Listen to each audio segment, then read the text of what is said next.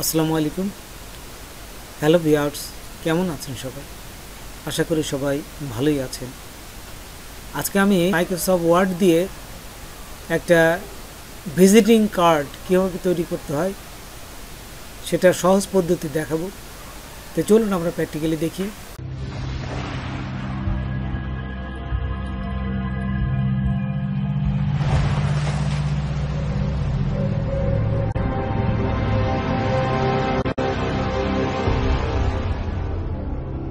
দেখুন, আমি আমার মাইক্রোসফট ওয়ার্ড এই যে ওপেন করলাম। ওপেন করার পর এখান থেকে ইনসার্টে যাবেন। এই যে এখানে ইনসার্ট, তারপর শেপ।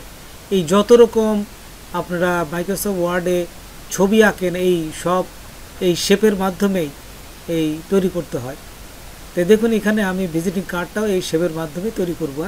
তো এখন আমি এই যে এখানে আসার পর এখান থেকে একটা রেক্টেঙ্গুলার নেব। এই যে রেক্টেঙ্গুলার নিয়ে আমি এটাকে আঁকলাম। এই রেক্টেঙ্গুলার সাইজ হবে, পাশে দিবেন 3.5 এবং উচ্চতায় দেবেন 2 ইঞ্চি।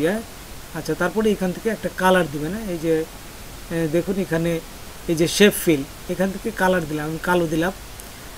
আপনারা আপনাদের ইচ্ছে মতো দিবেন। তারপরে দেওয়ার পরে এখন দেখুন, এখানে এই যে ইনসার্টে গেলাম, তারপরে আবার শেপে গেলাম। শেপে যাওয়ার পরে এখানে দেখুন এই যে ফ্রি ফর্ম এইখানে আছে। ফ্রি ফর্ম দিয়ে আমি এখান থেকে জাস্ট একটু সুন্দর করে একটা শেপ আঁকি। দেখুন, এখানে প্রথমে ক্লিক করবেন, তারপর এই যে এক কোণা থেকে আরেক কোণা এখানে ক্লিক করলাম। ক্লিক করে আবার এই পাশে আপনার বামে বা ডান পাশে যে কোনো দিকে আপনার ইচ্ছা মতো একটু সরাবেন।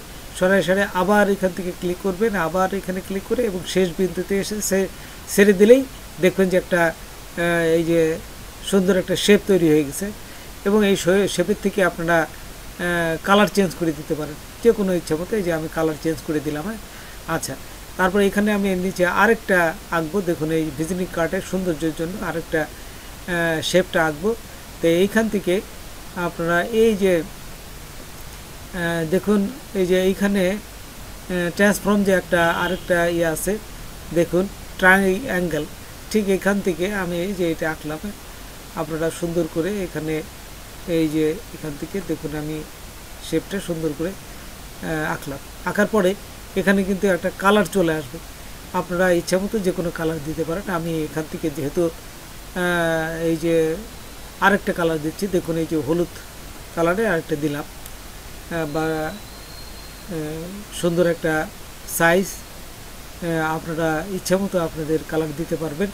তারপরে এখন লিখতে হবে। তারপরে ইনসার্টে যাবেন। ইনসার্টে যায় দেখুন এই যে টেক্সট ওয়ার্ড আর্ট, এখান থেকে ওয়ার্ড আর্টে যাবেন। তারপরে এখানে লিখবেন।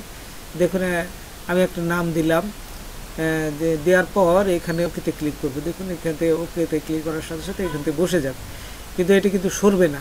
তখন কি করবেন, এই যে আপনারা এখান থেকে এই যে টেক্সট ওয়ার্পিংয়ে আসার পরে ইন ফন্ট অফ টেক্সট এইখানে ক্লিক করবেন। আচ্ছা, প্রথমে এই ফরম্যাট থেকে এখানে আসার পর এই যে এখন কিন্তু এই নামটাকে সরানো যাবে। দেখছেন, সুন্দর করে সরাতে পারবেন। তারপর দেখুন আরেকটা নাম লিখবো, আবার ঠিক একই অবস্থায় ওয়ার্ড আর্টে আসলাম এবং এখানে আমি কম্পিউটার ট্রেনিং সেন্টার লিখবো। এই যে দেখুন, এখানে কম্পিউটার ট্রেনিং সেন্টার এখানে দিলাম।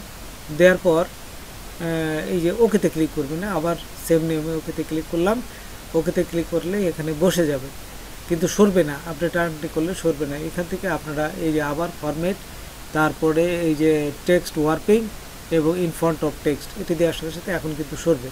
এখন আপনার ছোটো বড়ো করে আপনি এখানে বসায় দিতে পারবেন। এই যে আপনি দেখুন আমি এখানে বসালাম। এই যে টেনে সুন্দর করে আপনার ইচ্ছে মতো এখানে সাইজ করে আপনারা আপনাদের মানে চোখের দৃষ্টিতে যতটুকু ভালো দেখা যায় সুন্দর করে বসাবে না। তো দেখুন, এখানে আমি একটা লাইন রাখবো, সেই জন্য এই যে ইনসার্টে গেলাম, তারপরে শেপে গেলাম। শেপে যায় এই যে লাইন নিলাম। লাইন নিয়ে এখানে ক্লিক করবেন, করে শিপ চাপে ধরবেন এবং সোজা হবে কিন্তু।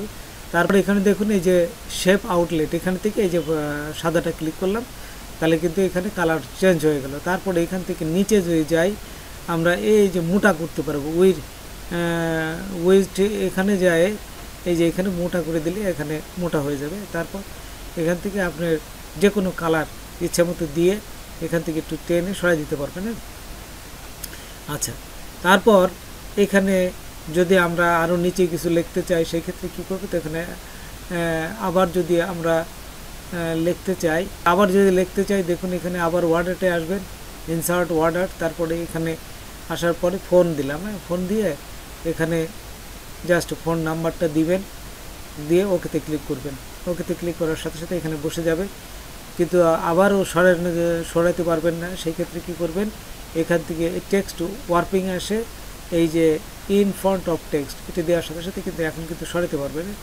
এই যে দেখুন এখানে ছোট বড় করলাম, করে এখানে টেনে বসাই দেন, ঠিক সেম নিয়মে এখানে বসাতে পারবেন।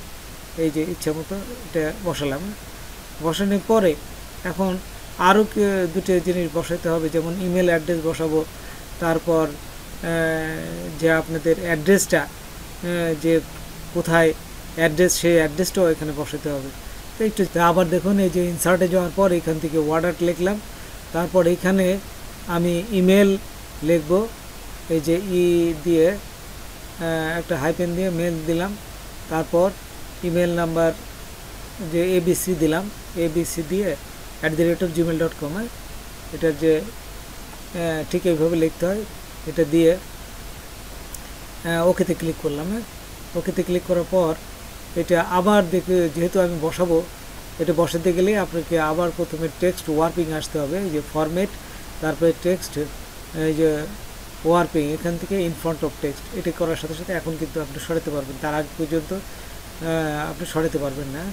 আচ্ছা, তারপর এখান থেকে যে সরাই আমি যদি দেখুন এখান থেকে নিলাম, এই যে নিচে যদি নিয়ে যাই, দেখুন নিচে নিয়ে যাই, এই যে এখানে কিন্তু বসানো যাবে সুন্দর করে, এই যে আমি বসাই দিলাম। দেখুন এটা বসানোর পর এখন নিচে আরেকটা লেখা বসাতে হবে, যেখানে অ্যাড্রেসটা বসাবো। সেম নিয়মেই দেখুন আবার চলে যাব ইনসার্ট, তারপরে এই যে ওয়ার্ড আর্ট, তারপর এখানে দিয়ে এবার অ্যাড্রেস লিখলাম। অ্যাড্রেস লিখে আমি অ্যাড্রেস লিখবো যে বাংলাদেশ, আপনারা আপনাদের অ্যাড্রেসটা দিবেন, এই যে বাংলাদেশ লিখে ওকেতে ক্লিক করলাম। তারপর এখানে দেখুন এটাও বসে যাবে। তো বসে যাওয়ার পর আবার সেম নিয়মেই এটা কিন্তু এখান থেকে সরবে না, সেই ক্ষেত্রে এই যে ফরম্যাটে যাবেন, তারপরে টেক্সট ওয়ার্পিং, তারপরে ইন ফ্রন্ট অফ টেক্সট, এটা দিয়ে কিন্তু এখন কিন্তু আপনি ছোট বড় করে সুন্দর করে বসাতে পারবেন। এই যে আমি নিলাম, নিয়ে এখান থেকে কিন্তু বসাতে পারবো একেবারে। যদি আমরা জাস্ট সাইজ করে এই যে নিচে নিয়ে গেলাম, নিচে নিয়ে এখানে বসাতে পারবেন, আপনার যেখানে যেখানে যতটুকু লাগবে সেখানে বসে দিতে পারবেন। তারপর এখান থেকে দেখুন বসানোর পরে যদি আপনি এখানে লোগো তৈরি করতে চান, তাহলে এখানে আপনারা লোগো তৈরি করতে পারবেন। দেখুন ওই শেপে ওয়ার্ড আর্ট না যায়, আমরা যে ইনসার্টে যাই, আবার শেপের ভিতরে বেশ কিছু ডিফল্ট আইকন দেওয়া আছে, ওইখান থেকেও আপনারা আপনাদের লোগোটা তৈরি করতে পারেন। আবার অথবা এই শেপে যে আপনারা আপনাদের লোগোটা ইচ্ছামতো তৈরি করতে পারেন। তো দেখুন আমি একটা জাস্ট এখান থেকে এই শেপটা কিভাবে একটা লোগো বসাতে হয় সেই জিনিসটা দেখাচ্ছি। প্রথমে ইনসার্টে যাবেন, ইনসার্টে যাওয়ার পর এই যে শেপে গেলাম, এখানে দিয়ে অনেক এই যে বিভিন্ন শেপ আছে দেখছেন, আমি এখান থেকে দেখুন আপনি আপনাদের দেখাচ্ছি, এটা নিলাম। এটা নিয়ে যদি আমি এখানে বসাই দিই, এই যে দেখুন এখানে এটা লোগো তৈরি হয়ে গেছে। এই যে এখানে সুন্দরভাবে আমি ছেড়ে দিলাম, এই যে লোগোটা কালো হয়ে গেছে বিধায় এখন সাদা করে দিতে হবে। এই যে এখানে যে দেখুন যদি আমি সাদা করি, এই যে সাদা, দেখুন ফন্ট সাদা হয়ে গেছে।